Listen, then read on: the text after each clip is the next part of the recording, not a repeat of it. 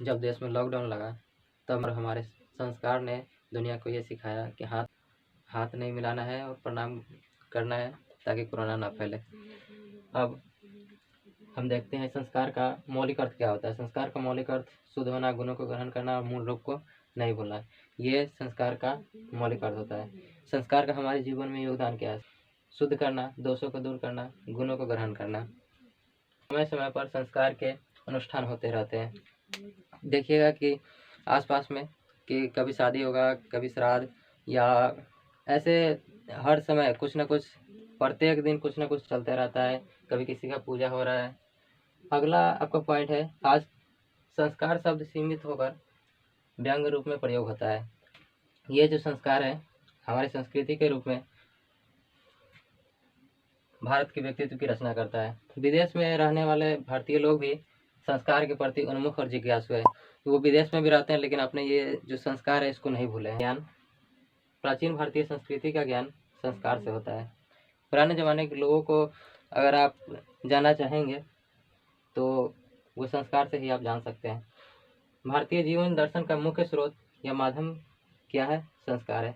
भारतीय जीवन में प्राचीन काल से ही संस्कारों का महत्व धारण किए हुए है। ऋषियों की कल्पना, जीवन के सभी मुख्य अवसरों पर वेद मंत्रों का पाठ होना चाहिए, बड़ों का आशीर्वाद, हवन और परिवार के सभी सदस्यों का सम्मेलन होना चाहिए। यही जो संस्कार है के अवसर पर तभी संभव हो सकता है। संस्कार 5 प्रकार के होते हैं, जिस प्रकार को संस्कृत में विद्या बोलते हैं। विद्या मतलब संस्कार, प्रकार, विद्या मतलब प्रकार। संस्कार 5 प्रकार के होते हैं और टोटल संस्कार पूछे जन्म से लेकर मृत्यु तक टोटल संस्कार 16 है। और 5 प्रकार में सबसे पहला संस्कार जन्म पूर्व संस्कार, दूसरा बचपन 6 साल की उम्र तक, तीसरा शिक्षा संस्कार, और उसके बाद विवाह संस्कार, और सबसे अंत में अंत्येष्टि संस्कार। और अब जानते हैं जन्म पूर्व संस्कार। जन्म पूर्व संस्कार में 3 गो संस्कार है। और सबसे पहला गर्भाधान, पुंसवन और सीमांतोन्नयनम। इसको ट्रिक से याद करने के लिए जीपीएस आप जानते होंगे, मोबाइल में जीपीएस लोकेशन होता है, या फिर गाड़ी, ज़्यादातर महंगी गाड़ियों में जैसे बोलेरो सब में, स्कॉर्पियो में देखिएगा तो जीपीएस सिस्टम। जी से गर्भाधान, पी से पुंसवन, ऐसे सीमांतोन्नयनम। अब समझते हैं कि गर्भाधान संस्कार होता क्या है। तो स्त्री और पुरुष के मिलन को ही गर्भाधान संस्कार बोलते हैं। अगला आपका पुंसवन संस्कार है। पुंसवन संस्कार में 6 महीने से पहले और लगभग 3 महीने के बाद बच्चे का माइंड डेवलप होने लगता है और उस समय कुछ ना कुछ बच्चा सीखने लगता है माँ के गर्भ में ही। अभिमन्यु, महाभारत जानते हैं, अभिमन्यु माँ के गर्भ में ही चक्रव्यूह बनाने का सीख गया था, लेकिन चक्रव्यूह तोड़ने का नहीं सीख पाया क्योंकि उसके बाद उसका जन्म हो चुका था और इसलिए वो युद्ध में मारा गया अभिमन्यु। और अब जानते हैं सीमांत संस्कार। सीमांत संस्कार ये जन्म पूर्व का अंतिम संस्कार है और इस समय 9 महीने से पहले, जब बच्चे का जन्म होने वाला रहता है उससे पहले ये संस्कार किया जाता है। लगभग 7वें 8वें 9वें महीने में है बचपन संस्कार। बचपन में जो 6 संस्कार होते हैं उसको समझते हैं। पहला बचपन का जो पहला संस्कार है वो जात कर्म संस्कार, इसको समझते हैं। जैसे देखिए बच्चा जब जन्म लेता है ना तो उस समय उसका पूरा मुंह का नहीं सब पूरा गौजा से मतलब लपटा लाता है, तो उसी सबको मतलब हटाने की जो भी क्रिया होती है उसको जात कर्म संस्कार बोलते हैं। जिसे जितना अगर निहाना वहाना ये सब जो भी है वही सब जात कर्म संस्कार में आता है। उसके बाद नामकरण संस्कार। तो नामकरण जब जन्म हो जाता है ना उसके बाद 11वें दिन तो बच्चा के पापा या दादा पंडित जी के यहाँ जाते हैं और नाम रखने के लिए कि क्या है बच्चा के नाम अब दे। तो देखिए गाँव घर में ना कुछ नाम दे जाता है, जैसे कलुआ, मलुआ, छोटुआ, मोटुआ, कुछ नाम दे जाता है। जाता है निष्क्रमण संस्कार। जब बच्चे को पहली बार घर से निकाला जाता है ना, सूर्य की रोशनी दिखाया जाता है, सूर्य भगवान का दर्शन कराया जाता है, उस संस्कार को निष्क्रमण संस्कार कहते हैं। पहली बार जब खिलाया जाता है बच्चे को, वही जो संस्कार करते हैं वही संस्कार अन्नप्राशनम संस्कार होता है। जैसे मुलायम दाना खिचड़ी, या दाल या मुलायम दाना जब खिलाया जाता है तो उसी को अन्नप्राशन संस्कार बोलते हैं। उसके बाद आता है चूड़ा कर्म संस्कार। जब ये पहले बार बच्चा के अपने घर में ये टकला पूरा केस ये जो है ना इसको छिला जाता है, उसी को चूड़ा कर्म या छौर कर्म या मुंडन संस्कार कहा जाता है। ये गांव घर में देखते होंगे कि बउआ के नाना नानी फुआ मम्मी सब मान देते हैं उसको कि ई भोलावा के मानल, तो ई काली जी के, तो ई दुर्गा जी के, तो ई सब के मतलब बउआ के जन्म होता है एकदम मानल दानल से। तो वो जो मुड़ना पहली बार किया जाता है ना, तो उसी को मुंडन संस्कार बोलते हैं। और इस समय हजमा सके दान देते हैं। ये गीत सुनते होंगे, हजमारे धीरे धीरे कटी है बबुआ के केस से बबुआ सुकुमार छन वे संस्कार। ये जो कान है ना, कान ये जब पहले बार छेदा जाता है बच्चा के, चाहे लड़का हो या लड़की, पुराने जमाने में संस्कार किया जाता है तो लड़कों के, जैसे राम लक्ष्मण जी के देखिएगा रामायण में, तो वो कान छेदा जाता है, उसी को कर्णवेद संस्कार बोलते हैं। उसके बाद ये बचपन के जो भी 6 संस्कार है, इसको याद करने के लिए जो ट्रिक है वो आप ध्यान रखिएगा। जात के नाम न अन्न खाकर पार, अन्न खाकर चूड़ी पहनकर कान छेदवाए। ये में जो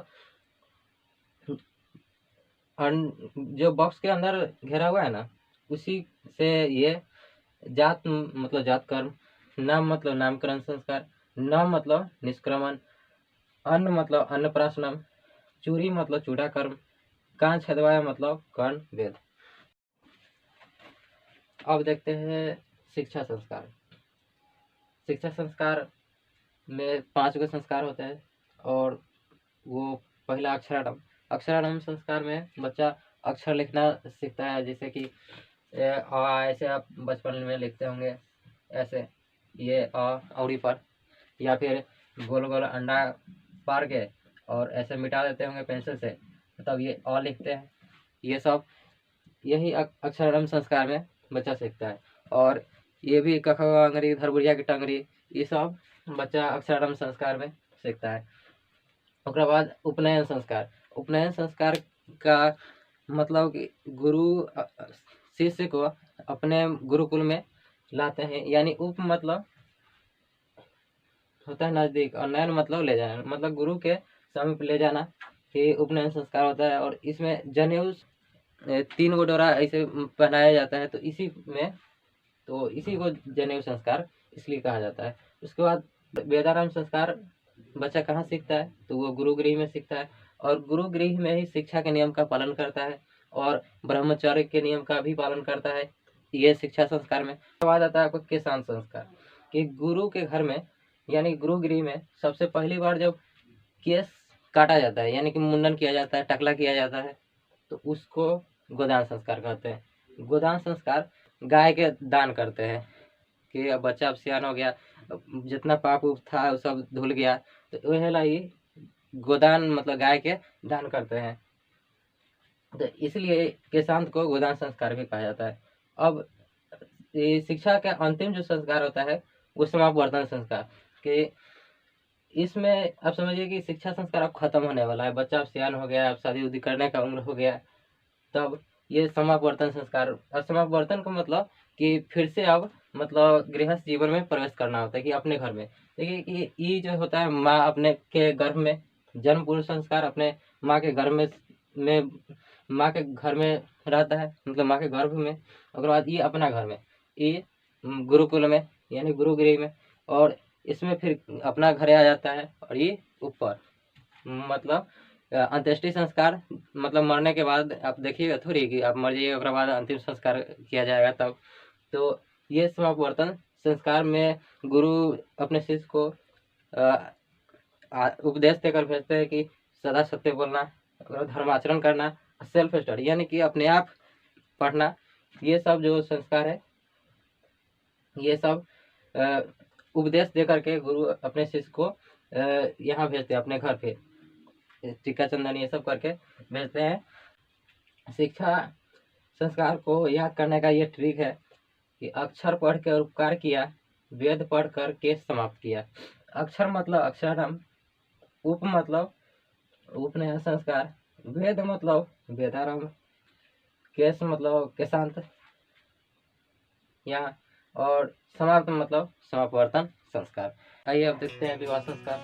विवाह संस्कार एक पवित्र संस्कार है और विवाह में एक ही संस्कार होता है और इतने सारे कर्म कांड किए जाते हैं, यानी जो भी कार्य किया जाता है उसको सीरियल बाय सीरियल एक एक करके समझते हैं। वागदान संस्कार, वागदान मतलब पिता अपने वचन का दान देते हैं कि हम अपनी कन्या का